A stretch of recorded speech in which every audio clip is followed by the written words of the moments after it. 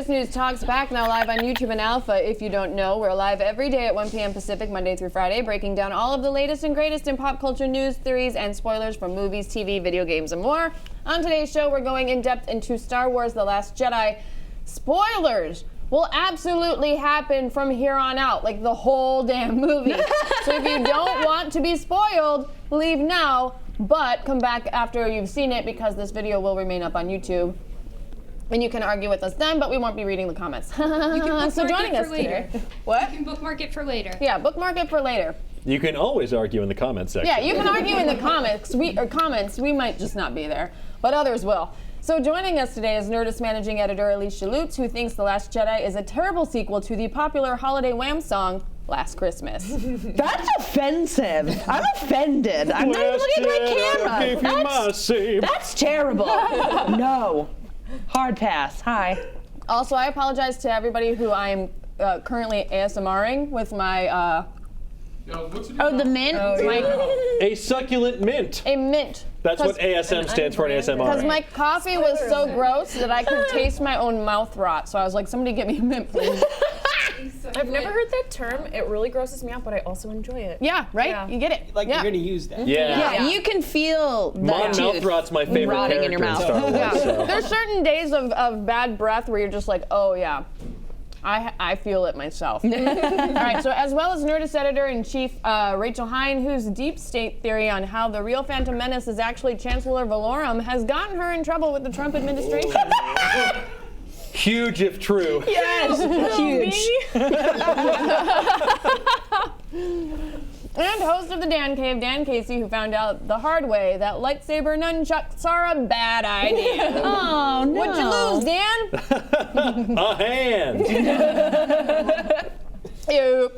And finally, Nerdist senior news producer Jesse Gill, who is fresh off the Nerdist Star Wars marathon at the El Capitan Theater in Hollywood and has not slept for 3 days. I am definitely still wearing the same clothes. Have you really not slept? No, I slept last night. Oh, I stayed at a okay. hotel. Here? Yeah, no. In the office? How were people doing at the El Capitan by the time it rolled around? Because that was 36 hours of movie watching. Everyone's loopy. Yeah. Like you sleep through some Star Wars, like that happens. But Like- by the time that the movie started, everybody was wired. That's The cool. energy was pretty. It sucks for anyone who slept through Revenge of the Sith or left to go get a smoke break. Oh, yeah. Because Ewan McGregor showed up Oh, yeah. 2 in the to morning. introduce the movie at like 2 in the morning. Prince. Yeah. Which is like, I got to admit, I'm jealous that I missed out on meeting him. That was a good pull. Yeah. It was I'm pretty sad cool. for you, Rachel. Not gonna lie. Yeah. Your husband. I woke your up husband, at Ewan 3 McGregor. a.m. and it was like, you sensed a disturbance? What happened? I almost texted you, like, a I was awake and I saw the tweet of him from like 2 minutes ago, and I was like, Oh, I saw you like it yeah. immediately. Yeah. It's okay. The thirst was real. someday. Let's check in with our social media manager, Michelle. Michelle, how extra 100 is it on the DLs today? What does, I need like a beacon translator. Retweet. Give me a lightsaber today. Smash that like button, fam. Yeah. Just be careful it's not pointed at you when you're not looking. I got this, Jesse. I got this. Just Yes. Guys, we have a poll today. I want to know. Oh my God, there's so many spoiler alerts over me. Spoiler. We want to know your favorite new creature from The Last Jedi. We've got. This is such a Sophie's choice. Porgs. The Volptex, the Fathiers. Fathiers? I don't know. The Canto Bight horse puppies. The space horses on Canto Bight. And like the rabbits. caretakers on Octu. Vote. Go to twitter.com/Nerdist. The frog nuns.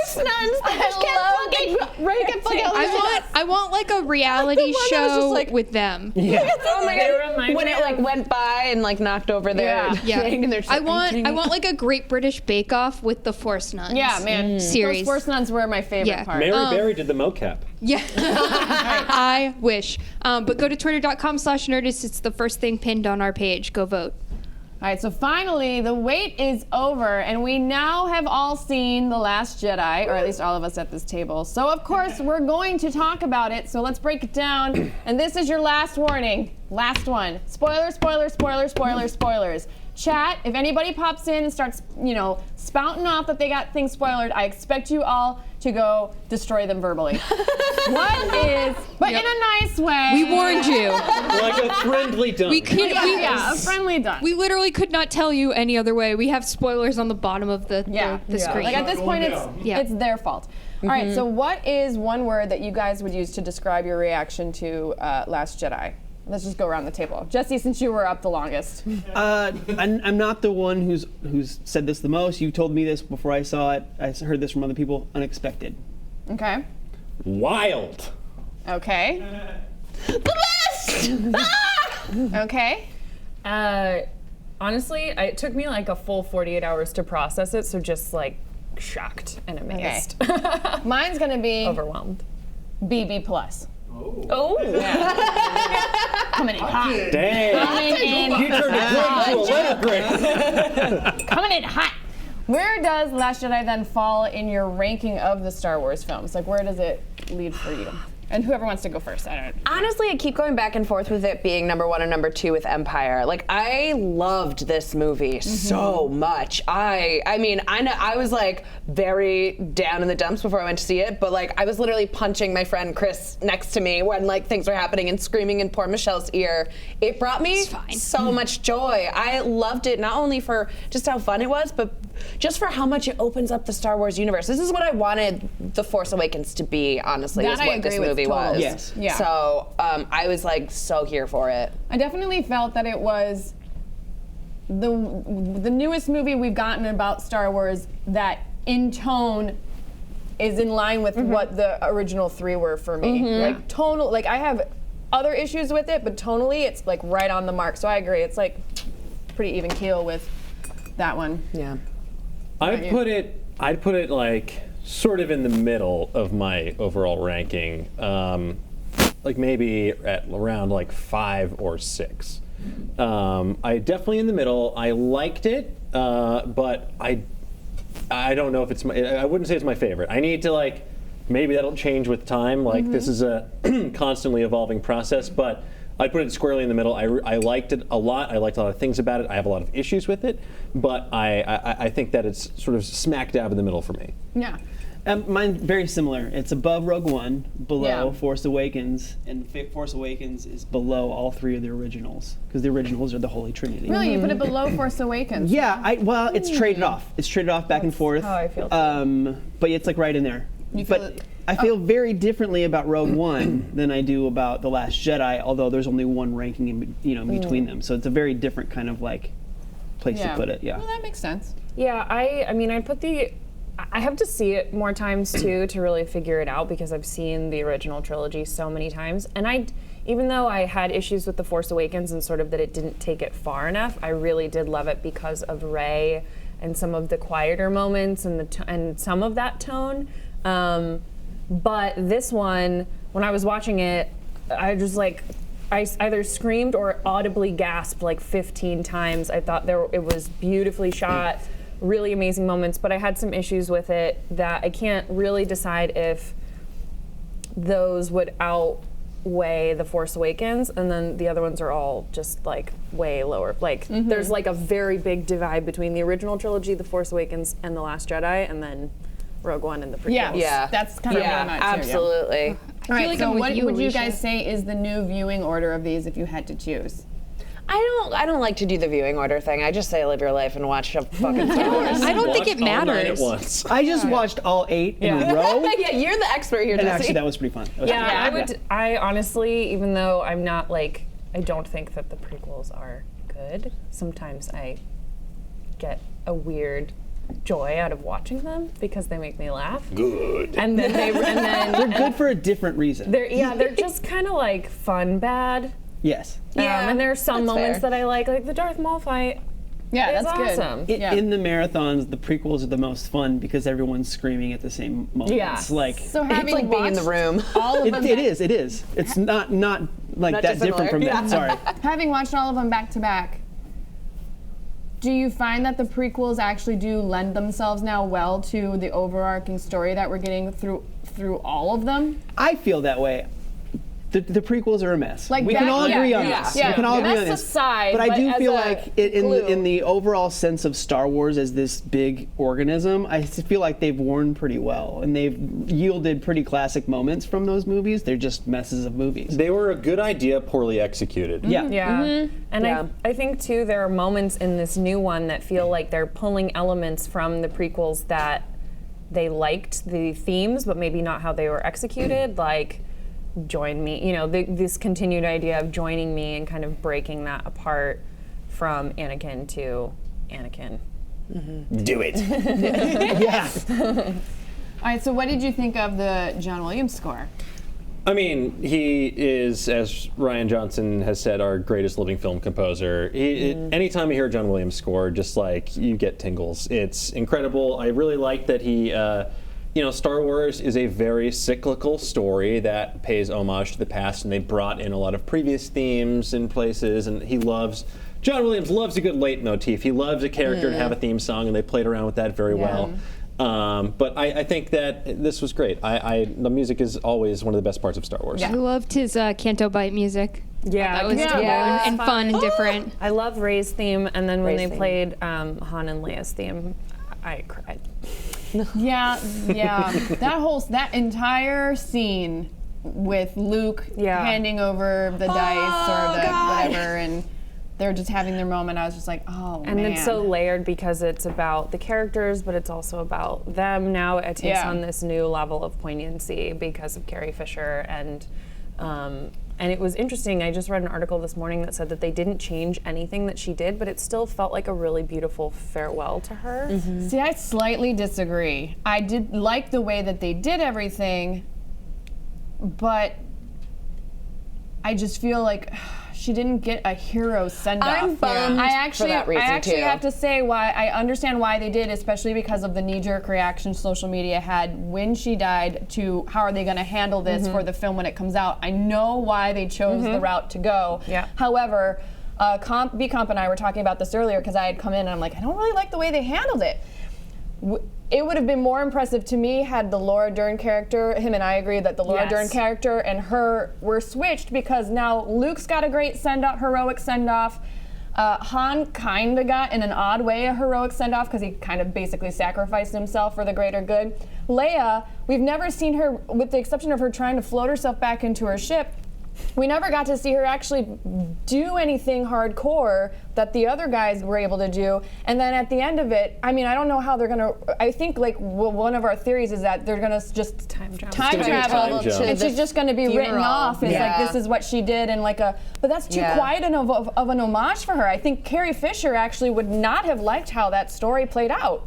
That was really was one thing that bummed me out. It's so obvious to me, like, and I've said this before The Force Awakens came out, like each movie was going to be a send-off to each of the main characters, and it sucks now that what's happened is clearly like Leia was going to be a huge part of this next film, and she was going to probably be a huge mentor to Rey, and all of that stuff now no longer exists, and that sucks. And that was one of those moments where I almost had a moment at the movie theater where I was like, would I be so mad if they like CGI recreated Carrie Fisher to like bring it back?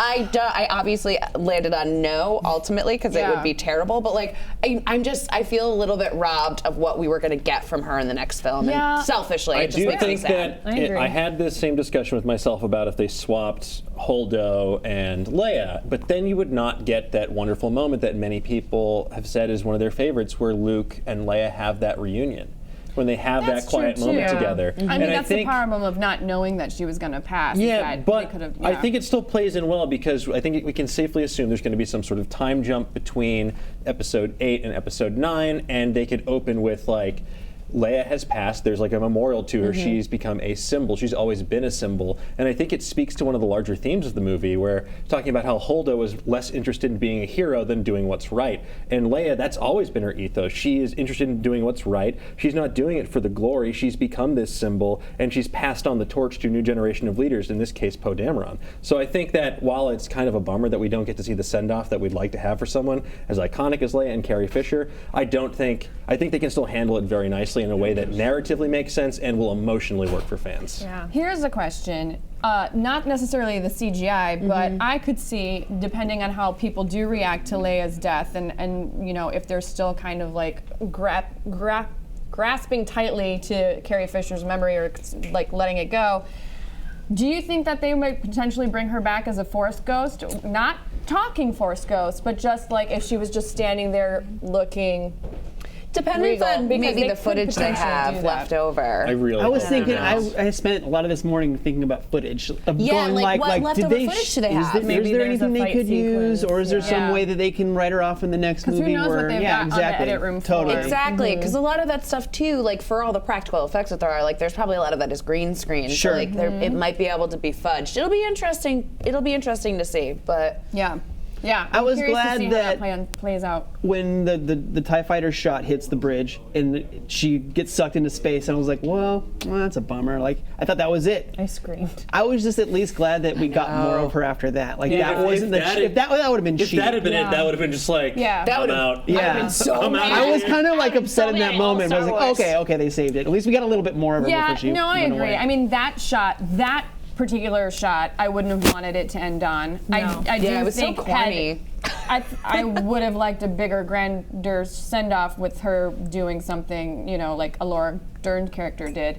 But yeah, I mean, they worked with what they had, so it is what it is. I'm just curious now to see where they go with it in the future, because will they go the Force Ghost route? Or do they have cutting room floor edits that they can finagle to make sense in some way? I don't know, but it's I mean, it's. I hope they don't two make different her. paths to hell, right? I really Yeah. hope they don't make her a Force ghost. I just hope they that don't. I hope that Ryan is involved, honestly, because like I love JJ, but I think that Ryan has a really great grasp on the story and also on the heart that really draws fans into Star Wars, and I feel like he should be involved in the conversations of like, well, how do you send off a character that is like so respected and iconic, and this woman who has shaped not only these stories but like so much of like entertainment in general. So Yeah. And I just like his take on it. This was a breath of fresh air for me in regards to these new Star Wars lineups. All right, so we finally learned the truth about Luke and Kylo and the other new Jedi. Did you find this to be a satisfying reveal? Do you now sympathize a little bit more with Kylo after knowing what really went down? Also, what the fuck, Luke? What the He's fuck? such Are a you grumpy kidding old me? man. Like, what do you expect him to do? I know, and not only that, but you seriously considered killing your sister's child? Look, Savage! who Because here you has saw some not- stuff in your head? Who here has never been frustrated with a nephew or a cousin? So I loved I mean, wouldn't it. that have put? Here's my question though, because I know enough Star Wars, but I don't know. Like, I'm not obsessive. Wouldn't that have just pushed Luke into the dark side by killing his nephew for no real reason? That's a No, pretty yeah, dark side yes, move. kind of, because that when he says, "Oh, I realized that," and I had that moment of shame, like that he brings himself back. Yeah, to that's life. true. He's about to do it, but the fact that he doesn't and he stops himself. Well, I loved a couple of things. One, that you see the versions of the story from Luke's perspective, then Kylo's, and then what actually happened. And I have to shout out, I believe it was Jermaine Lucier at IO9 who was talking about the scene, and when Luke comes to Crate, Crate? Yeah. Crate's a real place, Crate.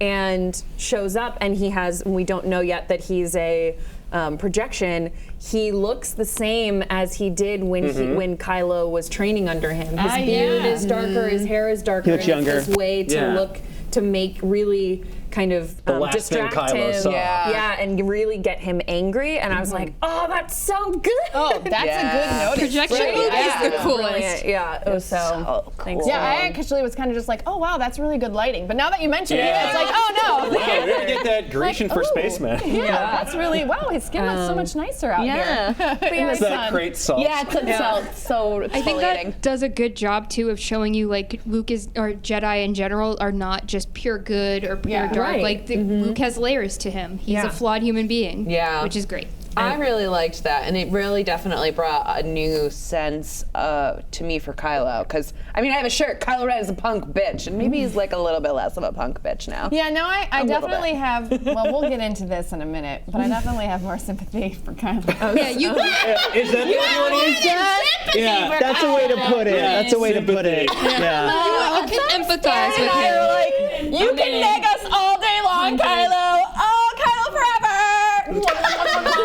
I'm 0% surprised, Chobot. Oh my God! I was just like when he had his Pouty shirt off. I emo was goth face too. Like, Yeah. Oh my gosh. 14-year-old me is Oh, I know. so into this. And like I also and that hair. I feel like when they first start showing them connecting, and I was like, oh, is it because they're related? Yeah. And then they start kind of looking at each other, and I was like, okay, so we've done kind of done this incest and before. now before, but like I kind of like it. And then they each touched other. hands, and I was like, okay, That they're was getting real the close. sexiest hand touch I know. I have It was ever straight up like almost seen. space Victorian. You know what barges I mean? in. Like that So tension. slow. It was such a sexy hand touch that Luke destroyed it. He's like, no, too horny. Here's Yo, my horniest we're of Star skipping Wars. ahead, but it's hot topics. Literally, Kylo Ren hot topic. My theory is that there's going to be that love triangle between Finn and Rose and Rey. And Rey is going to be all about now being a Jedi, and she's going to feel like all this weight and responsibility, and she's going to be like focused on her training. Finn's going to feel like he's being left out, so then he's going to start hooking up with Rose, and then when she finally realizes it, she's going to be all bummed out, and then her and Kylo are going to hit it off. And I am so there for it. Or what about this? And then they're going to bang it out, and then they're going to have a great Jedi baby, and it's going to be the best. But what about this? What if Finn and Rey get together and that pisses off Rose, so she gets with Kylo and becomes the new Sith? What if Poe just kissed everyone? Yeah, I'm I'm on the Poe ship. By no way am I throwing. Me especially, but everyone. By no means am I kicking Poe out the front door. Yeah. No. No, Snarky, cocky Poe. Mighty fine. My goodness. I'm gonna tell you, I wasn't really all that. Like, I liked his storyline, but I wasn't I thought there was a little too much of Poe going on. It was too much of Poe just running around being a dick to people. But I think he needed to be brought down a little bit. I kind of liked in the screening that I was watching when they were having when he was kind of interacting with Holdo. I really liked that. Right away, he goes up to her and like basically mansplains her job to her, and she was just like, "Yeah, I know that," and she just kind of because I'm the Vice sure she's Admiral, used to it. doofus. I And when loved he it. commits Meet Me, everyone in the theater cheered, and I was like, "No, she obviously has a plan, you dummies! Like he's not doing the right thing right now. Leia's gonna be pissed." And then was When like Leia really shoots him. vindicating to Oh watch my that God. because it was like, no, you have stuff to learn, and you should trust that she knows what she's doing. And so I really liked that dynamic. Me too. And every moment that he was talking to her, I was like, I know this is not going to happen, but like they should kiss, right? Yes. Oh my God, Laura Dern and Poe. Hell And yeah. Holdo. And Holdo. And Leia. He put his hand on her, and I was like, go, give her a kiss. Maybe she'll wake up. He's a bit touchy. Sleeping Beauty. I don't know. I feel like he might have a couple HR questions brought up to him. He's a touchy dude. His main HR questions are going to be like, hey, why do you get pretty much everyone you know and love murdered in this movie? Like 15 minutes Hey, ago. you know the majority of deaths that happen in this movie, they're squarely your fault. I mean, he's actually really lucky that most of the resistance is dead, because otherwise he'd be in the brig. Like, they would have just been like, no, you are now 100%. fired, and you're locked up because we have others to replace you. Now they're like, God Well, damn it. We have nobody to fill this seat. You're Fine. the only one that can use Photoshop, so you're hired. Welcome to the resistance. Oh, my God. I love too that plot line of them kind of in this long established chase scene while everything else is happening. It reminded me of the first official episode, Battlestar Yep. Galactica 33. Yep. Oh, it's so good. And got that was that really same vibe. cool. And also, did anyone else notice when Finn I said this to people last night and they were like, what are you talking about?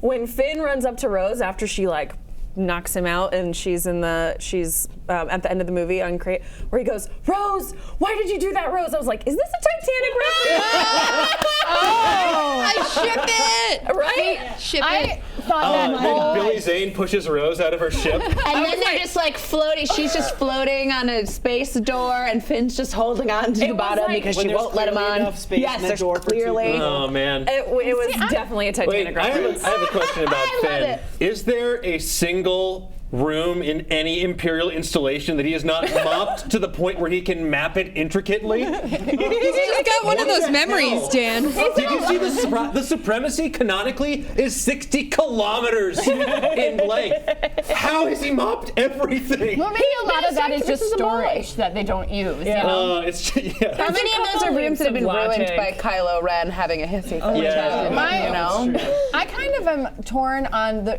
I'm not torn about the potential relationship between Poe and Rose, but I did not like that scene. To me, it played off as awkward. Like, you've been through a lot of stuff, but now all of a sudden you're just like. Keep giving him that quick kiss after the crash. Kiss. And the like pass out was really awkward. It was like, I thought she had died for a portion. She got the vapors or something. Yeah, the woman behind me at my screening last night was like, "Is she dead?" I thought she died because she so dramatically drops. Rises when she like crashes that car, and then she's just like.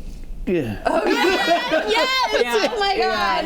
Yeah. It was a little. I like that they're playing with the dynamic there because it was like they have their moment where you think like Rose obviously is super attached to him and looks up and is having this feeling. Finn has been asking about Rey, but he's getting to know Rose. Rey keeps asking about Finn, and then at the end where like Poe's like, "Hey, I'm Poe," and I was like, "Yes, smooch!" Everyone should smooch in Star Wars. I know. Yeah, they do. Smooch Wars. Rename them Smooch Wars. I want the Smooch Wars. Yep. Sorry. All right. So, what moment from the film affected you the most emotionally? I think for me, it's was seeing Holdo turn the Raddus, the Resistance flagship, into the hyperspace bullet. That was just so cool. It was such like an about face for this character who they've built up the whole time. You're just like, wow, she's like real mean to this other character I like. But then just like the self-sacrifice, like just the way they executed that was so beautiful. The way the sound drops out and something we've never seen before, but maybe have thought about. It was I don't know. cool. It just like hit me like a punch to the gut because when I realized what was happening, I was like, no way are they going to do this. And then I just like my jaw was agape for like a full minute. I also liked just visually the dynamic between her being so glamorous and then just doing such a badass motherfucking move. Yeah. And I was like that, and like just bringing utter destruction. Like just from a visual standpoint, that whole dynamic to me was just like, Lannister dynamic. Damn. Exactly. I was like, god damn. That was well played. What about you guys? I definitely felt like the hyperspace bullet part was probably my favorite moment. The other was there was this, I forget what the scene was, but there was like the door was smoking and you thought like a bad guy was going to walk through, but then Leia walks through. Yeah. That was probably pretty cool. Luke turning into a Force ghost at the end. Oh yeah. He had his Obi-Wan moment. With the binary sunset. Yeah. Oh my god. He's my favorite character, like of all time. Chills. Yeah. That was a good one. Yeah. That was pretty cool. So that's probably that one. Can we talk about me and Rachel's favorite moment? Is Rey, Kylo, the slow motion, them going back to back. I had like chills. Yeah. That was my favorite. That was a great fight scene. It was so good. cool, and it was like that whole scene. It's cut between all of those other big moments happening, and so you're like, oh god, and you think that there's gonna be this reveal about who her parents are, and you're like, oh god, please don't let it be like Snoke's her dad or something, and you know, like, and this moment where you think he's gonna turn, and you're like, oh my god, because they're both so badass, and when they turned back to back, and it's like there's a beat, and I was just like, oh my god. And then the fight scene is amazing. Also, the Praetorian guards, they're great. I could not stop seeing it. Were really cool, but I also have to say that at the beginning part of the film, anytime they were in the throne room and someone would move and they'd be like, tch, I was like, this is some West Side Story shit, and I want it. So every time someone moved, they were like, Snoke. Snoke's and jets. I just like seeing weapons, those cards from Through the Looking Glass. Oh, and yeah. like for some reason I'm just like, oh, they're gonna chop off her head. But I have to say, number one, Rachel's upset. I have been keeping this in for so long. My prince! Oh no! So savage! He got wronged. Oh, he ate some shit. He got loopened. I've seen it twice, and so he doesn't technically, because the first time I watched it, I was so busy watching Leia get sucked out, and I was like, what are they doing? Then they were like, the admiral has left us, and I was like, what?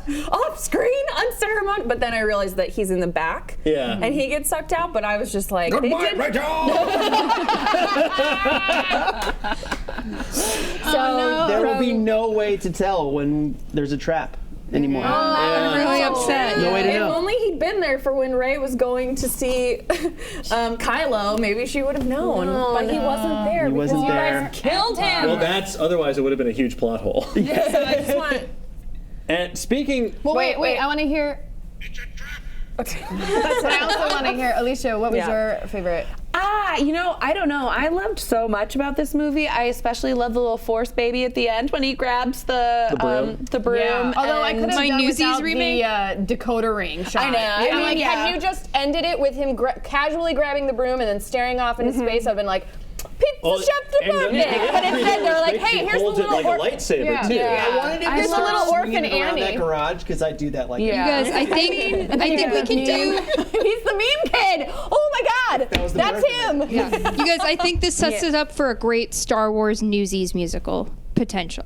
Yeah. Yeah. Maybe. Well, there's Star Wars musicals make me nervous, but yeah, I mean, to me, like one of the best bits, though, in general, is just how the story in general kind of turned and elevated to something more nuanced. I love that scene with Rose and also with DJ Benicio del Toro. Like when he you was see, so good. he was so good and so delightfully weird. Yeah, very much He's like the a stuttering only thing robot. that saved that Canto Bight scene for me. But I loved all of the like little creatures and stuff in Canto Bight. But like when they're talking about how like they're selling to the bad guys and the good guys, like showing just how much of a gray area this story lives in. I feel like for me, like as a huge freaking dork that just loves to like parse this stuff socially, like it's such an important and necessary story to be talking about right now, I think, because nuance is so important in life and we're seeing that, and I think that it was really cool that it was kind of brought into Star Wars in that way. Yeah, well, it helps solidify it in actually being a real world as well. Yeah. All right, so Snoke is dead. What? He's dead, y'all. Snoke, and he kind of went out in a cool but like a bitch way. Yeah. It was weird. It was like both. really Very intense. satisfying. It was like a really cool way of doing it, but also I'm like, that's it.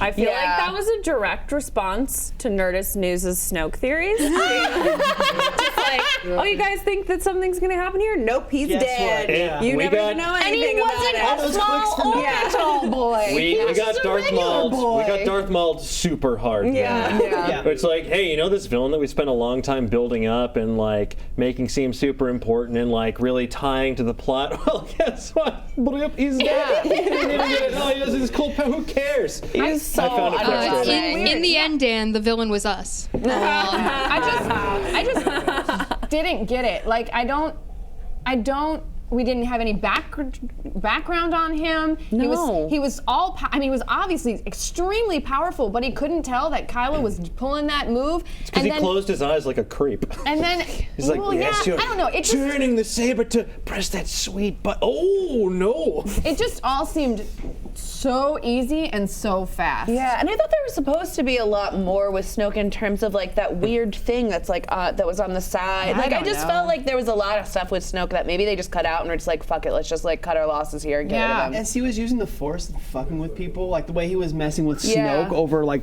huge distances, I just kept thinking like, okay, how are they you going to mean defeat Snoke him? was messing with Hux. Yeah, like in that where he's like Yeah, where FaceTiming he's just Hux like, and he's like, boink. Also, dude, Yeah. every time I see him on screen, I can't help but think of you. What you talking about, Jessica? Oh my God! What you Every time. referring to? Oh my God, Every time Snoke I was see so him, I'm like, good. oh my God, there's a shaved freaking Dan Casey. Oh my gosh, Hux freaks me out. Hux was great. Yeah, I loved him. Hux was so Oh, and I loved when he was about to Oh, try and kill Kylo. That was so good. They're like the odd couple. I love I it. love their Yeah. dynamic That's a perfect together where they example. both hate each other, Yes. but now they're stuck They- together. Yeah. A reality show where they share a house together. Yeah, I just want a short of them like having to stay in like a very long like elevator or something Yeah. like going on. This season on The Worst Order. For Snoke, though, the vibe that I got last night was, because I had the same problem where I was like, man, like kind of a cop out, you know, like there's a reason that we wanted to know because they built up this mystery. Like it's not, we do that with all the things that we love where there's a mystery created because we want to know what's going to happen. And I just felt like that happened really quickly. But then when I was watching it, it felt like he was some sort of, and maybe they'll play into it next time, maybe they'll get into some ancient stuff, because I think that would be really interesting. But it seemed like he was a Sith because of the way that they talked about the Sith versus the Jedi and the powers that he had, and wanting to basically reboot the evil Skywalker side, and just like he said, light will rise to meet the dark. The dark had to rise to meet the light at one point after Luke defeated the other Sith. Like, there's definitely going to be something to fill that void, because the Force needs to be balanced. Well, and that's been my problem with this movie. My biggest complaint is that I feel like it was trying to tell too many storylines at once. There was too many jump cuts, and I know they were trying to, that's kind of what Star Wars is, but it was like YouTube level. It was just happening too often. I never really got invested in anybody's particular storyline, because there's just so much stuff happening, but it never got deeper than surface level. It felt a bit, I do agree, it felt a bit overstuffed. Yeah, I agree. And I think they tried to do too much with too many characters. Like, maybe some we could have revisited in the next one. Like, we didn't necessarily need all the characters in this one. Like, I didn't need Canto Bight. Phasma was a complete throwaway. Phasma was done so dirty in this movie. They could have It is not okay. How can we Phasma's waste been done Grendel- dirty in two Grendel- Movies now. That's fucked And up. a book, They fucked a over comic Captain series. Phasma. Well, I think the thing was with Phasma in the first one, they didn't realize she was going to be such a hit. So then they had to kind of reference her. Like, who knows? Like, technicalities involved. Who knows what her projects are? So maybe she can't be in multiple versions moving forward. So they're like, oh shit, we got to have some fan service because everybody loves her now. But at the same time, we can't have her in these other movies, or we don't have a role for her. It doesn't make sense. So let's just do it like this. Like, here you go. Here you go, Twitter. Here's your Finn versus Phasma. A lot of people and Canto Bight as well. I did enjoy Canto Bight, but I felt like it was so rushed that it could have been in the third movie to have it be make that part of something else. Yeah. It felt like, we need to get them on a mission together to bond. We need to kind of stall for the rest of the story to catch up. And I really liked all of it, and I love the space horse puppies, but it did feel like every time we cut back to that, I was like, Yeah. maybe it's move almost this like to the next one. it's almost like they wanted it to be their version of Cloud City, where all this absolutely. intrigue happens, but they didn't have the same payoff as Cloud City in Empire. And I know I'm very grateful this was not a beat for beat remake of Empire. And I think too, I agree with you. Too much like Cloud City doesn't have the payoff, and then on top of it, they give me the same goddamn lesson they've given me in every one of these fucking episodes, and I'm just kind of over it. Like, I get it. Like, I get it. Don't treat animals like shit. Like, don't be a dickhead. Like, but it would have been so much more impressive had they just let Canto Bight be the shithole it was, and they just have to leave because they've got other things that they need to accomplish. It made the chase, like the First Order chasing the Resistance fleet, seem way less important. Yeah. Like if you drew the comparison to 33, the Battlestar Galactica episode, the thing that made that episode so great was how it was this constant level of extreme stress through the entire thing. They were in the same situation, but we had these whimsical offshoots to space horse puppies. Yeah. I am thankful for Canto Bight for one reason. The Codebreaker. Justin Theroux coming into the Star Wars universe. It was worth it for that, because now canonically Maz Kanata and the Codebreaker have banged for sure, and I'm just really happy that that's a thing. So thank you, Canto Bight. we should talk about Maz Kanata for a second, because And DJ, when we see Maz Kanata, I'm worried about her because it sounds like she's busting up a labor union.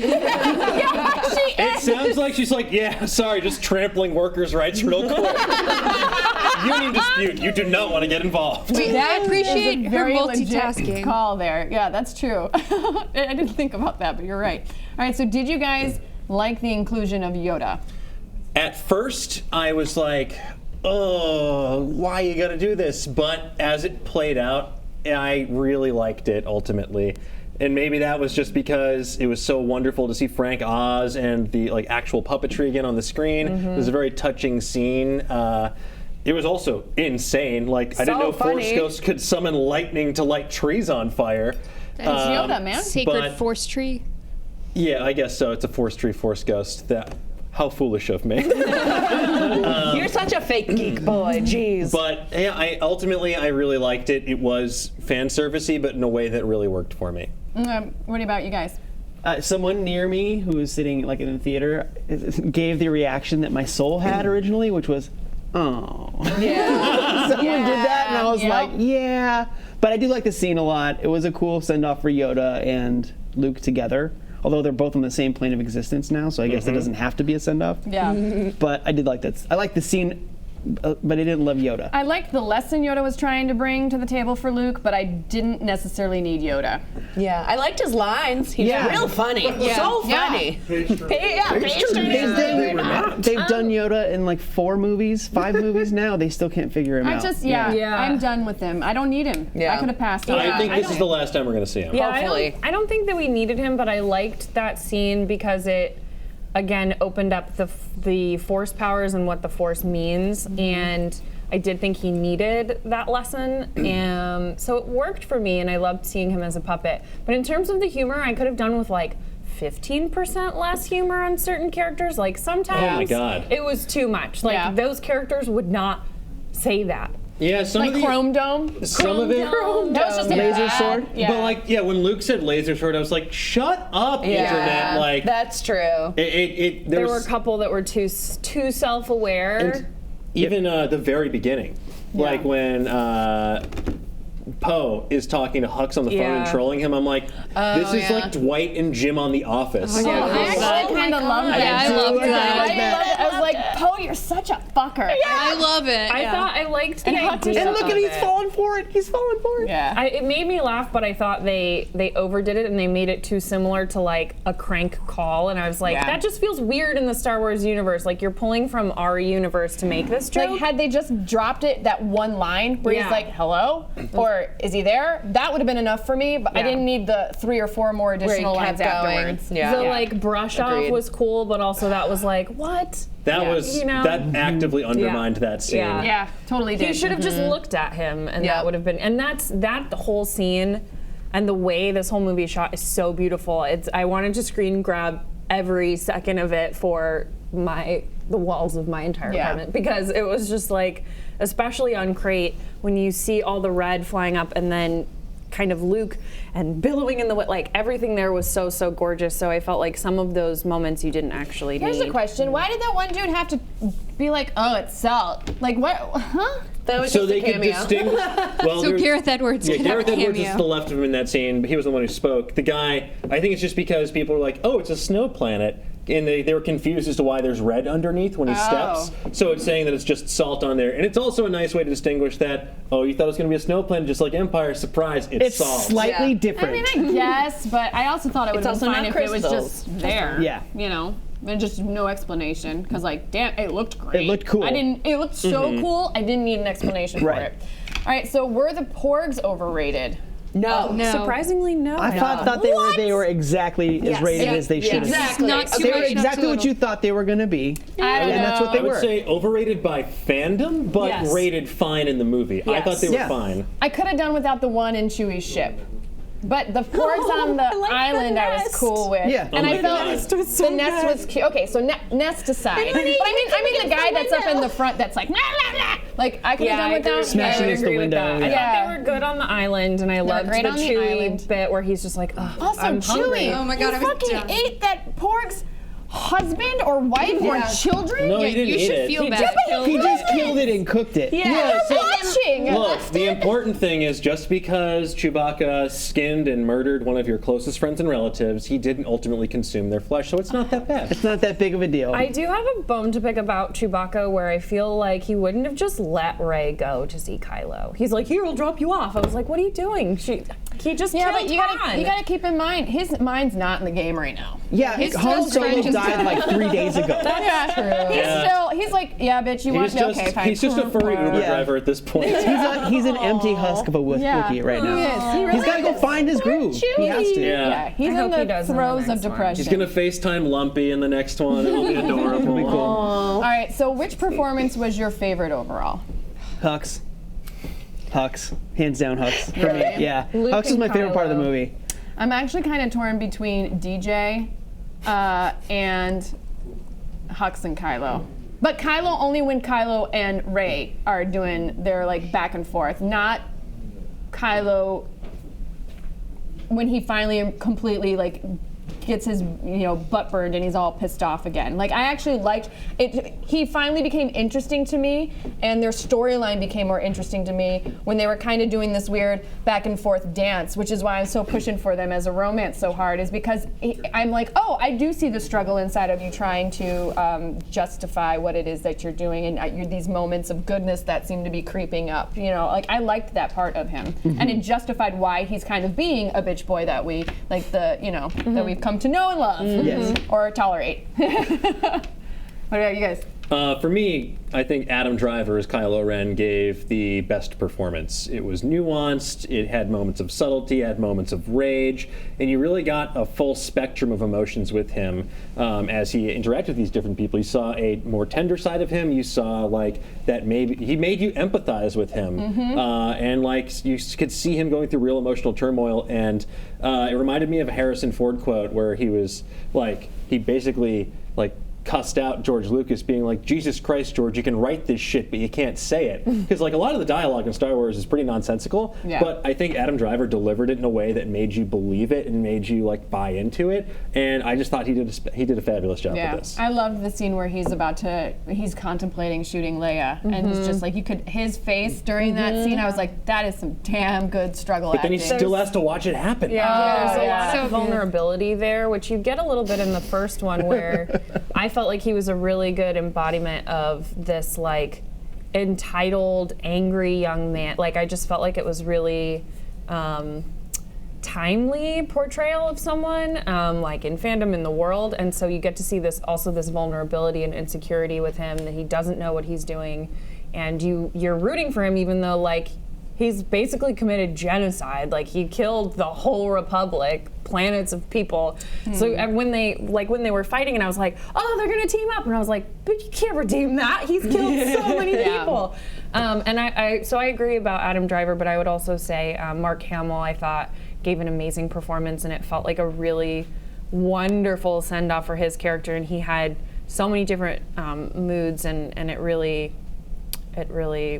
I was really bummed to see him, because I was like, oh, okay, he's going to be in the next one. They're going to figure it out. And then it was like, it's his time. I don't know. It was a very emotional portrayal for me, outside of the fact that I love that character. I thought he really brought for me, it was Luke, totally. I was ready to be kind of annoyed that it was, like, I was worried about some of that stuff, but I really loved what they did with his character. And yeah, I mean, I can echo the Kylo stuff left, right, and sideways. Like, Adam Driver was incredible in this movie. But I really, like, there was just something about Luke the whole time. I was just like, Luke, like, Mark, like, oh God. So he was kind of my favorite bit. But I don't know, I really liked this movie so much that I feel like I loved so much of what Leia did. I loved so much of what Holdo did. I loved a lot of what Rey did, because, like, I know Rey was an interesting character for me in this movie, because it felt like there wasn't, like, she was ingesting a lot but wasn't really expressing a lot, so it was kind of an interesting and weird place for her character, and I didn't feel as like connected to her as the other characters, but I feel like it sets up hopefully a more interesting journey for her in the next film. Gotcha. All right, well, we're running out of time, so really quick, how do you think that this sets up episode 9? Okay, Kylo completely, like, he has nobody above him now. So I think he's going to be a maniac. What I think it's actually going to end up being is him being able to explore some of the good parts of himself. Really? He's obviously, the dark side is what gives him his power, for sure. But he has this conflict that we've seen in 2 movies now. And he doesn't have Snoke above him trying to squash that. So I think that's still going to come back. See, I think he's going to end up having an internal struggle where he himself is trying to squash it, but can't. And so that's going to be his name. Yeah. I think it's going to be him and the Knights of Ren that we saw previously versus the Resistance and Rey, more in tune with her Force powers, and hopefully some other Force-sensitive people coming to the forefront. They won't be as strong as the Knights of Ren, but I think they'll be able to, like, put up a fight. Scrappy. A new lightsaber. Yeah. Yeah. Definitely. I want, you and I, we were talking about this. I want Rey's staff to turn into a lightsaber in some way, and you were saying like double-bladed, a double-sided. lightsaber. Oh, like Darth Maul style? That'd be sweet. Yeah. Like Anytime a I see purple someone with that, double-sided. I worry. Ooh. It doesn't end well. But Rachel? I definitely agree that there's probably going to be a time jump, and because of all the themes brought up in this one, I'd be interested. I think they may start playing with the idea of this repetition that keeps happening, history repeating itself, both sides playing into the same warmongering and buying of weapons, and Rey really trying to break that mold in some way and break this pattern once and for all. It's very Game of Thrones, has to smash the really, if you wheel. think about it. Yeah. I will, so people in the chat asking about Leia, I think she is going to die off screen. I think that's the only tasteful way you can really address this. I think it's going to be a time jump. She's going to have passed away off screen and now passed on leadership, as we already saw her do in this movie, to Poe. Yeah. Like, Poe is now going to be like the head honcho of the rebellion. Obviously, people will be under him. You still have Billy Lord. I forget her character's name, but like she was. They gave her a lot more work in this one too, which was kind of nice. I think she'll definitely come into big play. And then I think that Leia will be sort of almost like a Mockingjay-esque character. She will become this symbol beyond everything. Yeah, I mean, as it is, she's still around, and she said, "Why are you looking at me? Follow him," to Poe directly. So that is just writing on the wall for me. So Michelle, how is our poll looking? Not our Poe, our poll. I'm always looking for Poe. Guys, this is an upset with 41% of the vote. Crystal Foxes take it over Porgs. With Porgs with 36%, the Caretakers and Octu have 16%. A lot of you like the Force the nuns or whatever, and the Space Horses with 7%. I gotta go with Force nuns. I gotta go with that little tiny fella who was like drunk and stealing coins at Canto Bight. He was my favorite. Putting the coins in BB-8? Yes! Oh my god, the little drunk nugget. He was my Drunk favorite. nugget. Oh, I'm gonna be using that in the future. I like the little crystal fox that crawled out the crevice, but that's my total problem-solving. He's just that's like, why I this don't way, go about my bye. life. I just And they were so cute. They were like sparkly little cat dogs. They were so cute. Yeah. They were. All right, so that is much it, cute. y'all, for this year's Talks Back. Be sure to watch today's Nerdist News because we're breaking down what The Last Jedi means for Rey's parents. We will see you guys next year on Wednesday, January 3rd for an all-new Talks Back at 1 p.m. PT Live on YouTube and Alpha. Thank you so much for joining us all year long. We've got some great stuff coming up next year. We'll see you then. Have a happy holidays and bye! See you in 2018.